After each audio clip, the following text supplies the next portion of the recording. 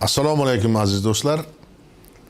Biz sizlar bilan 100+ ko'rsatuvining yangi studiyasidan diydor ko'rishib turibmiz va juda xursandmiz. Biz bugun ko'rsatuvimizning navbatdagi sonida yaqinda taniqli siyosatshunos Qudratulla Rafiqovning bir qator markaziy nashrlarda e'lon qilingan Millat shavkati deb nomlangan katta bir maqolasi haqida o'z mulohazalarimizni o'rtoqlashish niyatidamiz. Albatta bu maqolani biz kuni kecha bir statistik ma'lumotlarni qiziqib ko'rsak, bu maqola bilan tanishganlar soni u yoki bu ma'noda 27,5 milliondan oshdi. Bu degani agarki jamiyatni qiziqtiradigan, odamlarni o'ylantiradigan muammolar, masalalar, mavzular haqidagi yoziladigan mana shunday bir fundamental maqolalar u gazetada chiqadimi, u boshqa nashrlarda chiqadimi, albatta o'z o'quvchisini topib boradi degan bir xulosaga kelyapmiz. Albatta shu bilan birga mana shu maqolada e'tibor qaratilgan, ko'tarilgan ko'plab mavzular jamoatchilikning qizg'in muhokamalariga ham sabab bo'ldi. Keling, bugun mana shu maqolada hikoya qilingan voqealarni bevosita ishtirokchisi bo'lgan, o'sha davrda mana shu jamiyatimizda faol fuqarolar bo'lib kelgan hurmatli ustozlarimizdan shu voqealarga o'zlarining bir munosabatlarini bildirishlarini iltimos qilsak. Men avvalambor ko'p yillar Toshkent shahrimizni boshqargan, qolaversa bir tumanni rahbari bo'lgan, shu O'zbekistonni bunyodkorligiga katta hissasini qo'shgan hurmatli ustozimiz Abduqahhor aka To'xtayevga yuzlanmoqchiman. Bu maqolada hurmatli yurtboshimizning Mirzo Ulug'bek tumanida hokim bo'lib ish boshlagan yillariga e'tibor qaratiladi. Mana shu davrda u kishi tomonidan amalga oshirilgan ishlar haqida hikoya qilinadi. Siz ham o'zingiz bir hokim bo'lgansiz, ham shaharga, ham bir tumanga. Qolaversa, muhtaram yurtboshimiz bilan hamkorlikda ham bir qator loyihalarni o'sha paytda amalga oshirgansiz, meni bilishimcha. Keling, o'sha davrda mana shu maqolani ruhiyatidan kelib chiqib, shu maqolada ayrim bir xulosalar bildirilgan, ayrim bir masalalarga bir nigohlar bor. O'sha davrga bir qaytsak, ya'ni davlatimiz rahbarini endigina 30 yoshdan oshib mana shu siyosat sahnasiga kirib kelishi, shu tumanni rahbari sifatida faoliyat boshlashi va mana shu faoliyatiga bir o'zingizni bir xotiralaringizni bir uyg'unlashtirsangiz, marhamat. Maqolada keltirilgan misollar hurmatli yurtboshimizning amalga oshirgan ishlari ko'plarini meni ko'z o'ngimda turibdi. Chunki menga nasib qildi birgalikda ishlash. Hurmatli yurtboshimiz Shavkat Miromonovich 90-yillar boshida Mirzo-Ulug'bek tumanida hokim bo'lib ishlaganlarida boshqa tumanlarning rahbarlari asosan partiya, rais polkom, shularning rahbarlari qayta tayinlangan edi. Bular oliy o'quv yurtidan kelib, ya'ni oliy majlisga deputat bo'lib, juda yoshlariga qaramasdan tumanga hokim etib tayinlandilar. Bu o'zidan o'zi bo'lmagan. Ularni serg'ayratliliklari, vatanparvarliklari, insonlarga bo'lgan mehrlari mana shu dargohga yetaklab keldi. Men Toshkent qurilish bosh boshqarmasining 4-qurilish trestining boshqaruvchisi edim. Mirzo Ulug'bek tumanida yagona qurilish tashkiloti edi. Shu davrda Shavkat Miromonovich bilan ular boshlab bergan sog'liqni saqlash islohotlari mana hozir prezident bo'lganlarda ham eng yuqori cho'qqiga chiqdi. Bu islohotlarni o'sha davrda ko'z oldimizga keltira olmasdik. Xayolimizda ham bo'lmagan shunday ishlar amalga oshirilishi. Shunda sog'liqni saqlash obyektlari bor edi. 2 ta poliklinika, tuman sog'liqni saqlash bo'limining binosi, shularni qurilishda ishtirok etganmiz. Endi o'sha davrda ba'zi bir kamchiliklar bo'lgan, qaysi ma'noda mablag' bo'lmagan, mablag' bo'lsa qurilish ashyolari bo'lmagan. Shularda qurilish obyektiga kelib Shavkat Miromonovich nima kamchiliklar bor, nima muammolar bor, nimada yordam bering. Shu bizni quruvchilarni shunday qo'llab-quvvatlardilarki, endi so'z bilan ta'riflab bo'lmaydi. Hozirgi mana tomlarimizni qurilish obyektlarida profnanstillar chiqib ketgan. Mahsulot ko'p, mo'l. Tanlov bor. U paytda tanlov u yoqda tursin, qurilish ashyolarini topish muammo edi. Shunda bizga tomni yopishga tumka kerak bo'ldi. Oq tumka. Bo'lmasa shifrda yopilardi. Shifr ham o'sha paytda faqat otliqqa bor, piyodaga yo'q. Xullas tumka topib berganlar Shavkat Miromonovich. Keyin Baxt uyining qurilishida ham xuddi shu muammo qaytarilgan. Mirzo Ulug'bek tumanining Baxt uyi qurilgan. Mirzo Ulug'bek xiyobonida. Shunda ham shu yoshlar kelib Baxt uyidan ro'yxatdan o'tishdan oldin ikkita katta bir ayvon qursak, ayvonda salqinda o'tirib, loyihada yo'q. Shuni qurdirtirganlarda, mablag'larni ham xalqqa berganlarda, materiallarini ham, qurilish ashyolarini ham hammasini olib kelib berganlar. Hech yodimdan chiqmaydi. Men hayron bo'lardim, ilgari raykom sekretarlari, rais polkom raislari bilan ishlaganmiz sovet davrida qurilishda. Ular qachon bitqizasan yoki masalani byuroga qo'yaman deb do'q bo'lsa qilardi. Tuman hokimi mana yangi mustaqil O'zbekistonda quruvchilarning yoniga kirib, ularning muammolarini birgalikda yechib ko'mak berganlar. Yana bir narsani aytib berishim kerak. Biz shu abyaz vaqtida o'sha trassada bo'ladimi, obyektda bo'ladimi, ketlardan yurardik. Juda tez yurardilar-da. Biz yetib ola olmasdik. Juda tez harakat qilardilar. Gomahal 5-10 metr, 15 metr orqada qolib ketsak chopardik. Orqada qolib ketdik biz deb. Shunaqa g'ayratli, shijoatli, vatanparvar, kuchli edilar. Abduqahhor aka, bo'lib o'tgan voqealarni eslayapsiz-da. Mana shu maqolani men bir 2-3 marta o'qib chiqqandan keyin shunday bir tasavvurga ega bo'layapmanki, masalan, nafaqat bitta davlat rahbari endi u kishi. Mana bugun Markaziy Osiyoni qaysidir ma'noda bir-biriga yaqinlashtirgan, mana chegaralarimizni ochib, qardoshlarimiz bilan bevosita bizni butun dunyoga Markaziy Osiyo degan bir shunaqa bir qavm borligini ko'rsatgan.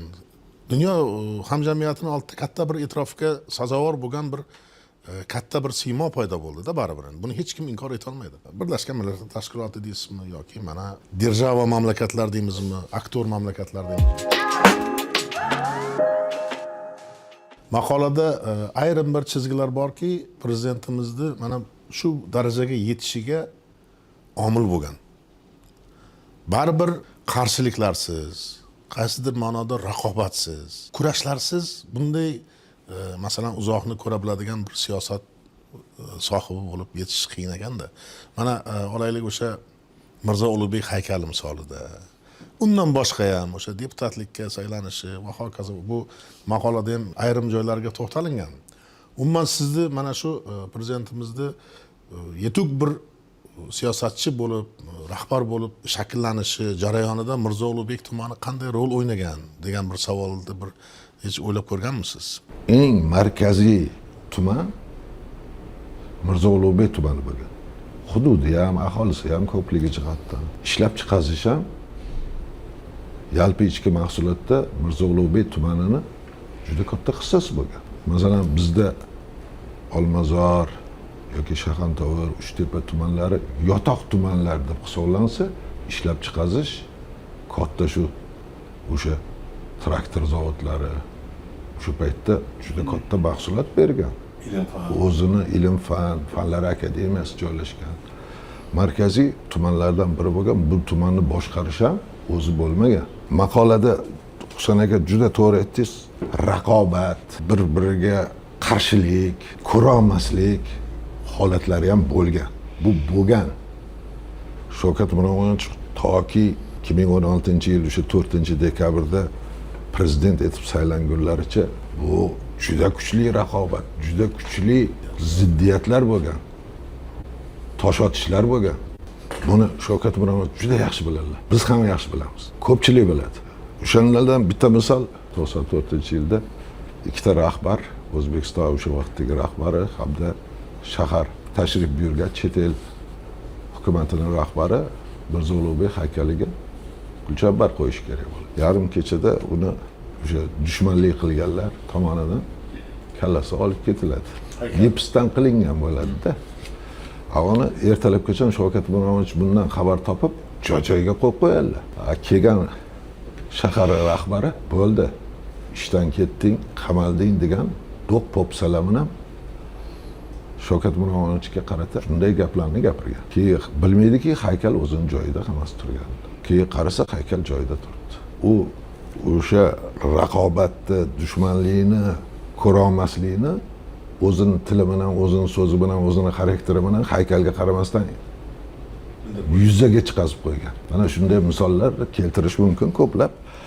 Lekin hurmatli prezidentimiz matonat bilan, juda bosiqlik bilan, aql bilan, aql idrok bilan, ilm bilan bunaqangi raqobatlarni, bunaqangi dushmanliklarni hammasini yengib o'tganlar. Men ham mana shu Jizzax viloyatida bir 5 yil ishlaganman, Telerada kompaniya raisi bo'lib. Shu ishga borganimizdan keyin bir 3-4 kundan keyin o'sha paytda bizni viloyat rahbari, hokimi Shavkat Miromonovich edi. Endi hech esimizdan chiqmaydi. Eng bir shiddat bilan butun O'zbekistonga ovozi bo'lgan faoliyatni olib borganlar Jizzax viloyatida. Shu bizni idoramizga o'zlari keldilar, Telerada kompaniyaga. Birinchi o'zi bittagina rahbar borgan. Keyin shu borib bizga bir yangi bino qurib berishni va'da qildilar. Keyin oldin aytdilarki, iqtisod bo'yicha o'rinbosarlariga 100 million so'm pul ajratish to'g'risida bugun qo'l qo'yishim kerak qarorga dedilar. Endi 100 millionga o'sha binoni qursa bo'ladi men tasavvurimda. Endi viloyat hokimi aytayapti. Lekin boshqa bitta detal bor. Shunda aytdilarki, endi g'ish yo'q dedilar. Shifr yo'q dedilar. G'ishni Zafaroboddagi falon haligi egasiz yotgan binoni buzib olib kelasan g'ishini. Shifrchi, shifrni Zafaroboddagi parrandachilik fabrikasi buzilayotgan ekan. Shuni shifri 2 qavat ekan. Shuni bir qavatini shu yerga olib kelasan deb topshiriq berdilar-da. Chunki o'sha paytda shu viloyatda shifr topadigan boshqa imkoniyat bo'lmagan. Ya'ni viloyat hokimining aytayotgan gapi. U kishi aynan shunga monand bir gapni Samarqandda ham aytgandilar. Eslaringizda bo'lsa, o'sha Pastarg'omdagi 17-maktabni direktoriga qaratib aytgandilar. "Oy, opajon, siz esingizda bormi? Sizni maktabingizni ta'mirlash bizga qanchalik oson bo'lmadi." Prezidentimizning hayot yo'llarida Samarqand viloyati juda katta o'rin tutadi.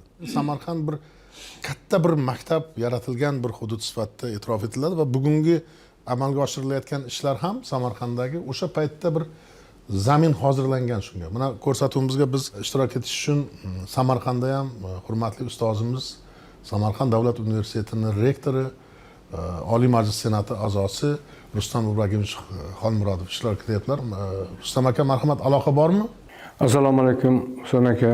Rustam aka, assalomu alaykum. Mana shu prezidentimizning Samarqand viloyatidagi faoliyatiga bir qaytsak. Siz shu viloyatda yashagansiz, bevosita ko'rgansiz.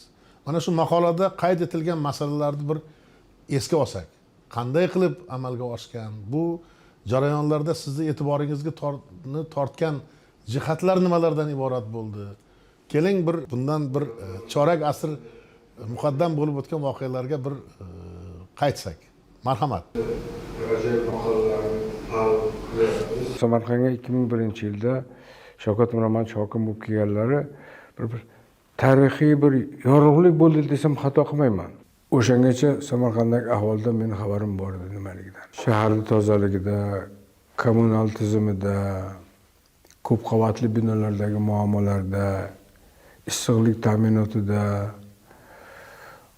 qishloq xo'jaligidagi hosildorlik, san'atda stagnatsiya desak bo'ladi, to'xtash, tadbirkorlikda rivojlanmayotganligi, maktablarda ahvoli, o'qituvchilarga bo'lgan munosabat, madaniyat xodimlariga bo'lgan munosabat, Samarqanddagi madaniyat o'choqlarining ahvoli va hokazo. Uzoq gapirsak bo'ladi. Esimda bor, endi ancha yil bo'lgan bo'lsa ham, qarangki, Shavkat Miromonovich tozalikdan boshladilar. Mana shu kungacha men nima demoqchiman? Shu kungacha biz hafta yo'q-ku xorijiy me'morlarni qabul qilmaylik. Samarqand davlat universitetida kelgan me'morlar birinchi e'tirofi shaharlaringiz toza ekan deydi. Mana G'arb, Yevropa mamlakatlaridan keladimi? Rivojlangan hatto Sharq mamlakatlaridan, Osiyo mamlakatlaridan keladimi? Men o'ylaymanki, Samarqandni bugun tozalikka an'anan aynan o'sha davrda Shavkat Miromonovich joylab ketdilar. Bu paytda shaharni tozalikka javob beradigan kommunal xizmatning imkoniyatlari ancha chegaralangan edi. Uni imkoniyatlarini kengaytirdilar, yangi texnikalar olib berdilar. O'shani o'zi yo'q, shahar va viloyat xalqini kayfiyat qo'shdi. Istiqbolga umid bag'ishladi desam, men xato qilmayman. Shavkat Miromonovich Samarqandga kelganlarida muammolar juda ko'p edi. Iqtisodiy muammolar, qishloq xo'jaligida hosildorlik past edi. Yerda banchada tushib ketgan edi. Maktablar, mingdan ziyod maktab bor edi o'sha davrda. Hozir mana 1200 nechta. Maktablarning moddiy texnika bazasi qarovga muhtoj edi. Juda ham xaroba holda qolgan maktablar ham bor edi. Mana uzoq tumanlarda, Qo'shrobod, Nurobod. Hatto uzoqqa bormaylik, mana Pazdarg'om tumani shaharga eng yaqin hudud hisoblanadi. Esimda bor, shu hokim bo'lib kelgan kunlardan keyin bir necha kundan keyin menimcha Pazdarg'omga bordilar. 72 maktab bor edi shu yerda mening nazarimda. Shu maktabda aholini ko'rib, o'sha yerda o'zida masalani yechib berdilar.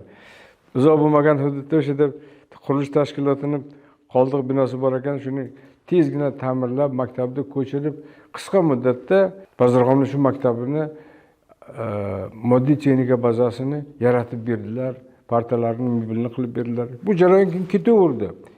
Qancha ishlagan bo'lsalar, muhtaram prezidentimiz Samarqandda hokim bo'lib, maktablarga e'tibor doim bo'lardi. Tumanga chiqdilar, qishloq xo'jaligi, sanoatni ko'rishdan tashqari maktabga kiradilar, sog'liqni saqlash muassasalariga kiradilar. Esimda bor, mana uzoq tumanlarda bizda birda tug'ruqxonasi yo'q ekan ayollarga. O'tirib o'shadan chiqmay, u paytda hozirgi pullar yo'q edi. Hozirlar beradigan vazifa pul bilan birga kelyapti. Vazifa berilyapti, vazifaga muvofiq pul bilan beriladi. O vaqtda bunaqa pul yo'q edi. Men esimda bor, Husan aka homiylik bilan bo'lardi. U yoqdan bu yoqdan olib beriladi. Juda qiyinchilik bilan bo'lardi har bitta ish. U hozir yengil ketyapti. Mana keyingi 10 yilda qancha obodonchilik bo'ldi, qancha qurilishlar bo'ldi, buni hajmini o'lchab bo'lmaydi. Sanoat, tadbirkorlik deyarli yo'q edi. Esimda bor 5-7% darajada tadbirkorlik bor edi. Samarqand viloyatida tadbirkorlar bilan alohida shug'ullandilar. Natijada qisqa muddatda Samarqand viloyati, Samarqand shahrining iqtisodiyoti ko'tarildi. Har yili sanoatda qo'shilish bo'ldi, qo'shimcha qiymat. Mana hozir O'zbekiston sanoatlashyapti. Men buni doim aytaman. Industriallashyapti. Sanoatlashgan mamlakatninggina iqtisodiyoti barqaror bo'ladi. Ana shuni mana 16-yilda Shavkat Miromonovich prezidentlik vazifasiga kirganlardan boshladilar. Lekin bu aslida mening nazarimda o'shini 2001-2003-yillarda Samarqanddagi hokimlik davrlarida sinovdan o'tdi. O'sha davrlarda o'sha Samarqand tumanlarida, shahar atrofida sanoatlashuv siyosatini yurg'izdilar. Yangi korxonalar paydo bo'ldi. Qishloq xo'jaligini yarim sanoatlashuv ham o'sha davrda Samarqand misolida, Samarqand viloyatida hokimlik vaqtlarida bo'ldi deb o'ylayman. Qishloq xo'jaligida hosildorlik past edi, yerlarni birinchi tushib ketgan edi, yerlarni ekspluatatsiya qilish me'yordan oshib ketgan edi. Mahalliy o'g'it deyarli chiqarilmas edi. Mineral o'g'itlar ham dalaga hammasi borib yetmas edi. Bular hammasini tartibga soldilar. Shavkat Miromonovich mineral o'g'it dalaga yetadigan bo'ldi. Adresni boshida qo'riqchisi, qarovuli, mas'uli, viloyatda borki mahalliy o'g'itlar hammasi dalaga chiqarildi va o'sha yillarda surnkasiga mana 2-3-yillar men esimda bor, juda yuqori hosillik paxtadan ham, g'alladan ham yerlar o'g'irlanardi. Qo'pol qilib aytganda, ya'ni o'sha hududlarda g'o'zaga va g'allaga belgilangan hamma yer ham ekilmas edi. O'sha joydagi mahalliy rahbarlar undan o'z manfaatda foydalangan hollar ham bo'lardi. Shuni ham tartibga soldilar. Samarqand shahri bilan birgalikda uni uzoq chekkadagi hududlar ham rivojlandi. Uzoq chekkalarda ham sanoatlashuv, iqtisodiyoti rivojlanishi, qishloq xo'jaligidan unumli foydalanish, ayrim tumanlarda qishloq xo'jaligi mahsulotlari bo'yicha joylashuv o'zgartirildi. Mana esimda bor, men nazarimda Toyloq g'allaga moslashtirildi. Tayyorda misol uchun paxta yetishtirish, uni iqlimi, uni yer sharoiti paxtaga, g'o'zaga muvofiq emas albatta. G'alla kor bo'lib qoldi. Boshqa tuman Ishtixonda mana haligi yetishtirilgan hosillarni xolodilnikda saqlash sovuqxonalari qilindi. Juda ko'p katta o'zgarishlar bo'ldiki, bugungi mana Samarqandning iqtisodiyotini hozirgi shiddatli yaxshi rivojlanishida o'sha davrda ham muayyan maqomlar, qishloq xo'jalik madaniyati, iqtisodiyot madaniyati o'sha davrda solingandi. Shularni davomi bo'lyaptiki, bugun mana biz bilamiz, hozirgi mana 10 yillik faoliyatlarida muhtaram prezidentimizni qarang, Samarqandni dunyo shahriga aylantirdilar. Bir zamonlar men bilaman 3000 yillik tarixda Samarqand bir necha marta turli davlatlar poytaxti bo'lgan. Ana shu 15-16 asrlargacha juda ko'rkam rivojlangan shahar, yurt bo'lgan bu. Meni nazarimda bugun mana deyarli 500 yil o'tgandan keyin Samarqandga o'sha uning mavqei qaytarildi. Uni dunyo bugun yana taniyapti. Uni bugun yana tan olyapti. Uni madaniyati, tarixini, ilmini, mafkurasini. Yangi shahar qurildi, mana turistik markaz qurildi. U bizni dunyoga chiqarishda, xalqaro tadbirlar o'tkazishda juda muhim joy bo'lib hisoblanyapti. Shaharda o'zi obod bo'lyapti. Tarixiy obidalarga bo'lgan munosabat keyingi 10 yilda uni qo'ying, mana yaqinda Imom Buxoriy markazlarining ochilishi, mana men Toj Mahalda bo'lganman, bir necha marta bo'lganman. Undan qolishmaydi o'rtoqlar. O'zbekistonni islom tamaddunini dunyoga ijobiy ko'rsatadigan joy bugun Imom Buxoriy markazi bo'ldi. Katta rahmat Rustam aka. Absayt aka, shu maqolada bitta bir yaxshi bir fikr borda. Mana aytayaptilarki, aslida Samarqandni tushunish, jug'rofiy ahamiyatini aniqlab olish o'ta muhim edi. Nega desangiz, bu qo'hna zamin faqat o'tmish asoriy atiqalariga emas, balki uning bag'rida ming yillardan buyon yashab kelayotgan xalq uchun ham vatan sanalar edi. Buni to'g'ri anglash bu juda muhim bir pozitsiya edi degan bir gap bor. Siz mana shu Samarqandning farzandi sifatida Samarqandga borganingizda bu voqealarni ko'rardingiz. Keling o'sha davrlar haqidagi bir o'zingizni bir xotiralaringiz bilan bir o'rtoqlashing.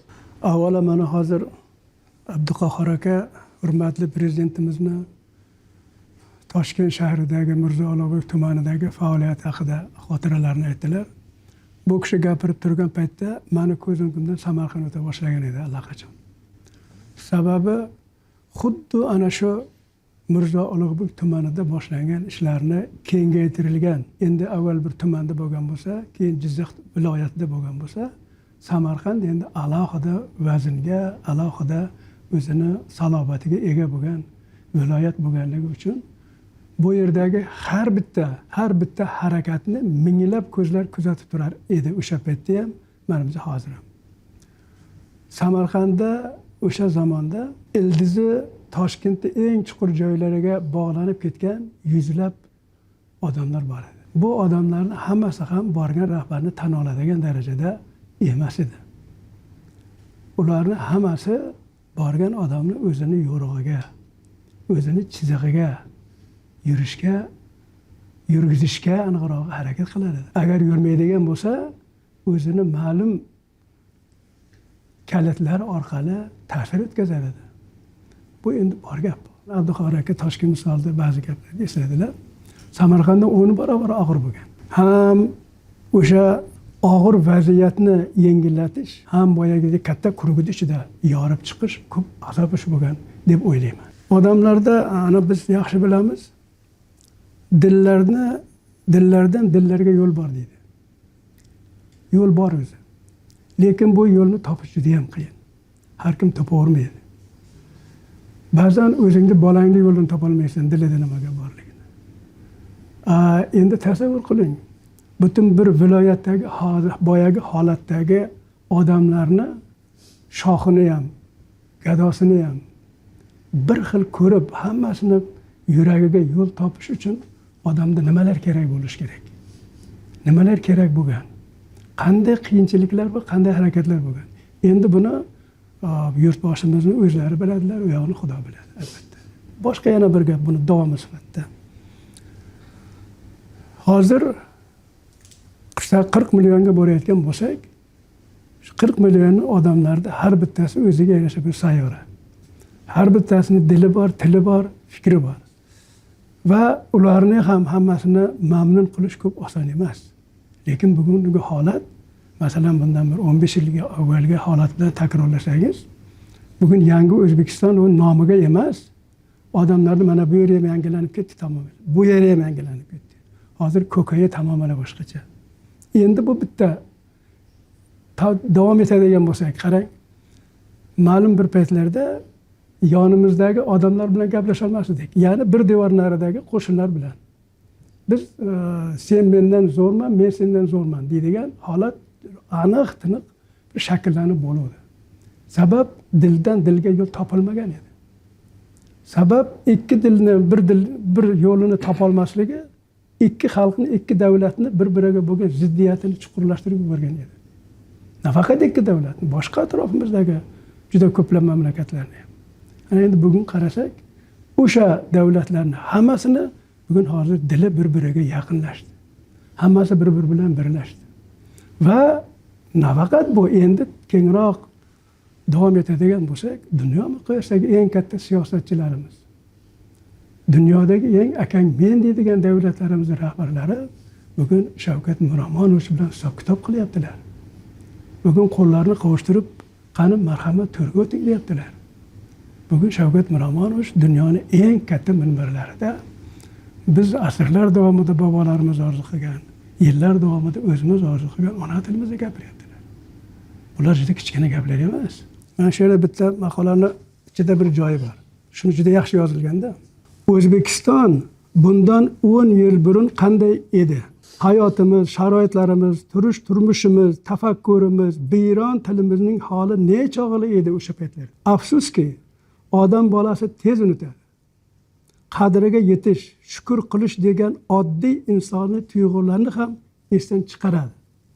Ko'z o'ngimizda yuz berayotgan katta o'zgarishlarning farqiga bormaydi yoki bilib turib takabburlik qiladi. Odam nima uchun toqqa intiladi? Nima uchun tepaga intiladi? Chunki tepaga chiqqan sayin sen eng balanddan turib hayotni kuzatish imkoniga ega bo'lasan. Tepaga chiqqan sayin bir-biridan baland cho'qqilarni ko'ra boshlaysan. Orqangga burilib qaraganingda sharqarab oqayotgan soylarni, keng dalalarni, qirlarni ko'rasan. Shu yerlardan o'tib kelganingda his qilasan va bundan keyin yana ham teparoqqa chiqish kerakligi yuragingda o'zi paydo bo'ladi. Keng osmon seni o'ziga chorlaydi. Shuning uchun odamzod tepaga intiladi. Endi takabbur nima qiladi? Takabbur ana shu intiluvchilarni qanday qilib oyog'idan tortsam ekan, qanday qilib etagini bir jon joyini tishsam ekan deydigan tuyg'ular bilan yashaydi. Rahmat, Absaid aka. Hozir men siz gapingizni tinglab turib, xayolimdan ikkita bir fikr o'tdi. Birinchisi, haqiqatda mana shu maqolani o'qigan odam muallifdagi shu qahramonga nisbatan cheksiz bir e'tiqod, mehrni his qiladi. Bu maqola qaysidir ma'noda mana shu bizni bir o'ylab qarasak, shu oxirgi 10 yilda erishilgan eng katta natija nima degan savolga ham javob berdi. Va mana shu erishilgan natijaning mohiyatida nima turibdi? Nima turibdi? Bu demak shu xalqqa nisbatan katta bir mehrni borligi, muhabbatni borligi yurtboshimiz tomonidan. Azamat aka, sizga yuzlanaman. Azamat aka, siz juda katta tahlilchi odamsiz. Tarix ko'z o'ngingizda ko'p namoyon bo'lib turadi. Bu tarixni o'rgangan odam albatta katta tahlilchi bo'ladi. Mana men boya aytdim, bizda shu oxirgi yillarda ayniqsa mana shu islom sivilizatsiyasi markazi, qolaversa Imom Buxoriy, ikkita go'zal majmuaning bunyod etilishi qaysidir ma'noda shu 10 yillikni bir o'ziga xos bir natijasi, o'ziga xos bir hosilasi. Bu olib borilgan juda ko'plab mehnatning samarasi. Bu gap faqat ikkita obyekt yoki inshoot yoki bino to'g'risida ketayotgani yo'q. Prezidentimiz bu bilan millatni qaddini ko'tardilar. Millatni kim ekanligini, dunyoda mana shunday millat nima uchun biz o'z-o'zimizdan aytmaymizki, 3-chi tamaddunga poydevor qo'yapmiz deb.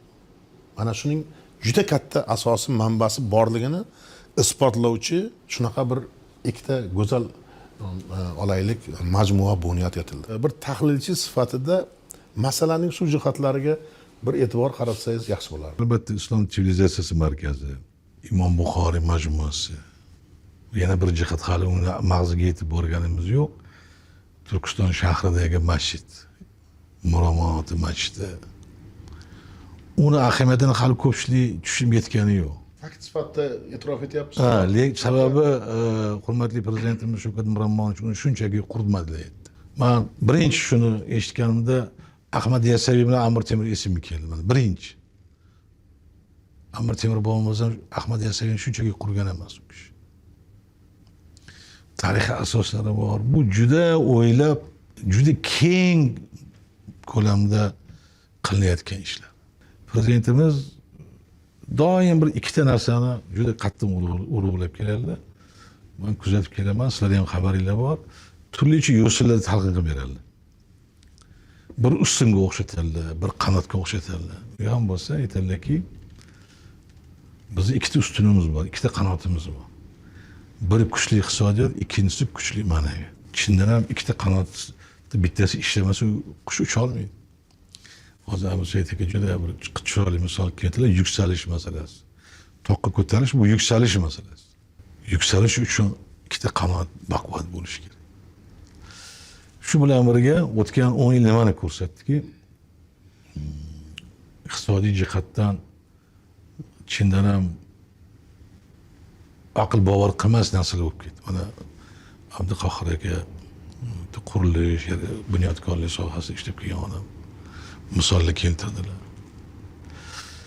Shu bilan birga ma'naviyat sohasida bu to'g'rida ham ancha-muncha ishlar qilindi, lekin prezidentimizni doim o'sha dunyoqarashi o'zgartirmasdan hech narsaga erishib bo'lmaydigan gaplarini mana shu nuqtai nazardan tushunamanki, ma'naviy mafkuraviy hayotni o'zgartirish iqtisodiy turmushni o'zgartirishga qaraganda qiyin ekanda. Va uni ahamiyati ham balandroq. Yashang. Mana shu ma'noda Millat Shavkati singari maqolalari ahamiyati juda katta. Men maqolani o'qiganimda ikkita bosh jihatga e'tibor berdim. Birinchisi, bugungi kunda juda ham kerak bo'lgan, aytmasa bo'lmay ketayotgan, aytishimiz kerak bo'lgan, jamoatchilikni sergak torttiradigan, shu bilan birga Abdusaidga to'g'ri aytdilar, juda ko'pchilikni yuragida bo'lgan, lekin yuzaga chiqa olmaydigan masalalarni ko'tardilar birinchi tomoni. Ikkinchi meni xursand qilgan tomoni, Shavkat Miromonovich o'zbek millati, o'zbek davlatiga yetakchilik kelish shunchaki bo'lgan emas. Bu yerda tasodif yo'q bu yerda. Ya'ni shaxs, yetakchi, arbob qanday shakllanadi degan savolga javob bor maqolada. Va yana bir jihatga men e'tibor qaratmoqchi edimki, maqolada Samarqand viloyatida kechgan o'sha jarayonlar, u yerda hurmatli prezidentimiz Shavkat Miromonovich kiritgan yangiliklari, o'zgarishlari keyinchalik maqolada ham aytilgan butun O'zbekiston darajasida o'zini namoyon qila boshladi. Ya'niki prezidentimiz tomonlaridan bu haligi o'z-o'zidan bir kelib qolgan bir narsa emas, bu uzoq yillardan beri shu elni, yurtni g'amini yeb, uni dardini bilib, muammolarini bilibgina emas va o'zlarini doiralarida shu hokimlik darajasida xoh tuman bo'lsin, xoh viloyat bo'lsin, baholi qudrat va juda katta tavakkalchilik bilan amalga oshirib kelganlarini ko'raman. Barkamol avlod musobaqalarini birinchi bo'lib respublikada o'tkazdilar. Uni ham ba'zi bir xil tafsilotlarini eshitganman, to'g'risini aytsam, u davlat tomonidan sariq tanga ham berilmagan. Lekin o'sha jarayonda faqat Toshkentdan turib uni cheklash, shuni yaxshi amalga oshishini haligi Istovchilardan ko'ra istovchilardan istamovchilar ko'proq bo'lgan.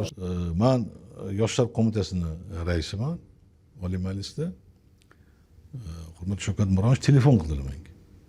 Azamatjon, barkamol avloddan o'tayotgandan xabaringiz bormi? Bor. Siz keling, sizga birov aytmadi, yo'q, menga hech kim aytgani yo'q, men qanaqa boraman? Men siz taklif qilaman, keling dedi. Siz yoshlar yetakchisiz, keling, albatta bo'lishingiz kerak dedi. Bordim. Umrimda birinchi marta bunaqa katta, yopiq, ulkan sport majmuasini ko'rishim. bizlar nazarimizda yoshlik bo'lardi-da endi shu.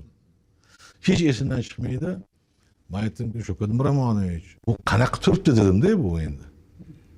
Chunki bemalol futbol o'ynaydigan katta bir joyda shunaqa turibdi. Men aytdim, shunaqa qilsa bo'lar ekanmi desam, bitta gap aytdilar. Odamda xohish bo'lsa hamma ishni qilsa bo'ladi dedi. Men e'tibor berganim etik tartib, madaniyat, umuman muhit sharoiti boshqacha bo'lganda men aytdimki, Shavkat Miromonovich, bu xuddi Toshkentga o'xshab bo'pti-ku. Desam, aytdiki, Jizzaxni, boshqa viloyatlarni shahardan qayer ekan bo'lish kerak. Biz bularga tabiiy deb qarashimiz kerak degan gap aytdi. Keyingi bitta masalaga diqqat qaratmoqchimanki, men bunga aynan maqolani o'qigandan keyin e'tibor qaratdim bu fikrga. Samarqanddagi faoliyat maqolada shunday xulosa qilinadiki, Shavkat Miromonovich yangi O'zbekistonni yetakchisi, ilhomchisi, tashabbuskori bo'lishi uchun o'ziga xos bir poydevor bo'lgan. Hozirgi yangi O'zbekistondagi bo'layotgan juda ko'p ishlarni tajriba tarzida Samarqandda bo'lgan ekan degani bu juda to'g'ri gap. Mana shu bizni Urgut tumanimizda G'avsilazam degan bir aziz joy bor. Juda uzoq yillardan beri odamlar borib shu yerga ziyorat qiladi. Lekin qarovsiz edi. Qancha hokimlar bo'lgan, lekin birortasi borib shunday bir aziz joyda obod qilaylik, shuncha odam kelyapti degan gap xayoliga kelmagan. Yana bir joy bor edi, Shirog'ota deydi. U yerda ham juda ham Nurotani buloqlari singari toza buloqlar qaynaydi. Ichida xuddi Nurotani baliqlari singari sirli baliqlar yashaydi va tepada katta g'or bor. U yerda ham xuddi boyagidek. Shavkat Miromonovich viloyat hokimi bo'lgandan keyin birinchi haligi borgan joylarda yana bittasi ana shu ikkita ziyoratgoh bo'lgan, Urgutga borganlar. Olimlarni chaqirganlar, tarixchilarni chaqirganlar, quruvchilarni chaqirganlar, hisob-kitob qiladigan odamlarni chaqirganlar, moliyachilarni. Va buni qanday qilib obod qilish kerak? Va shu obod bo'lgan, bo'ldi. Ana endi hozir maqolada ham tilga olingan, Azamatning tilga oldi. Mana o'zimizda Imom Buxoriy maqbarasini, Anjum majmuasini qanday go'zal bo'lganligini, Islom sivilizatsiya markazi, Turkistondagi Miramon ota masjidi. Bularni o'sha ildizi boyagi joyga borib taqaladi. Men ham sizlar gaplaringizdan bir ruhlanib ketdim. Bitta voqeani gapirib bermoqchiman-da. Mana shu yurtboshimiz nafaqat O'zbekiston uchun, balki shu dunyoda tinchlik uchun, dunyoda hamjihatlik uchun juda ko'p mehnat qilayotgan sanoqli davlat rahbarlaridan biri ekanligini juda ko'p joyda ko'ramiz. Biz tashqariga chiqqanda ayniqsa. O'tgan yil Amerika Qo'shma Shtatlarida aynan mana shu maqolaning muallifi Qudratilla Mirsoatovich Rafiqovning Shavkat Mirziyoyev Yangi O'zbekiston yo'li deb nomlangan kitobini taqdimotida qatnashdik. Birlashgan Millatlar Tashkilotida bir taqdimot bo'ldi. Shu yerdan chiqqandan keyin biz endi televizion guruhimiz bor edi. Shu hamma davlat rahbarlari minbarlarda chiqadigan katta zalga chiqib, o'sha yerda bir og'izgina intervyu olmoqchi bo'ldik bir odamdan. Keyin shu yerga borsak, u joyda bir mutasaddisi bor ekan, bizning elchixonaning vakili bor. Biz aytdik, shunaqa yo'q, iloji yo'q dedi. Keyin qayerdansizlar deb so'rab qoldilaridan. Endi inglizcha so'rayapti. O'zbekistondan mana hujjat O'zbekistonmi dedi. Mirziyoyev dedi. Ha, Mirziyoyev. Marhamat dedi. O'sha tepada bir 7-8 qatordan keyin jurnalistlar pastga tushirilmas ekan. Belbog' bog'lab qo'ygan, belbog'da ham olib tashladi. Marhamat dedi. Mirziyoyev dedi. Mana shunday deyapti-da. Endi qarangki, mana shularning ko'nglida ham bizni davlatimiz rahbariga nisbatan shunaqa bir iliqlik. Bu degani shu millatimizning baxti emasmi? Shu ma'noda aytishimiz hech mubolag'a bo'lmaydi. Men hozir shu suhbatimizga maqola muallifini o'sha Kasaba uyushmalari federatsiyasini faollari bilan prezidentimiz uchrashgan vaqtdagi juda bir otashining so'zlari bor. Mana shu maqolaga yakun yasaganda shu so'zni hozir o'qisam degan bir fikrga kelyapman. Bundan 6-7 asr ilgari bu yurtda ko'tarilgan muazzam bayroq o'z atrofida jahonni birlashtirgan, o'ziga qaratgan edi. Bu shubhasiz buyuk sohibqiron bobomiz Amir Temur qurgan qudratli davlatning bayrog'i edi. Oradan qariyb 7 asr o'tib, uzoq yillar ko'zdan panada qolgan o'sha bayroq bugun yana hirpiray boshladi.